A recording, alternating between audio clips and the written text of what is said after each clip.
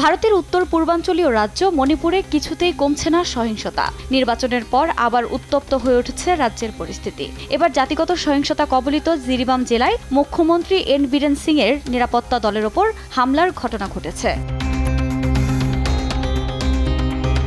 গণমাধ্যমের বরাতে জানা যায়, সোমবার রাজ্যের মুখ্যমন্ত্রী এন বীরেন সিং এর সফরের আগে ওই নিরাপত্তা দলটি মোতায়েন করা হয়েছিল।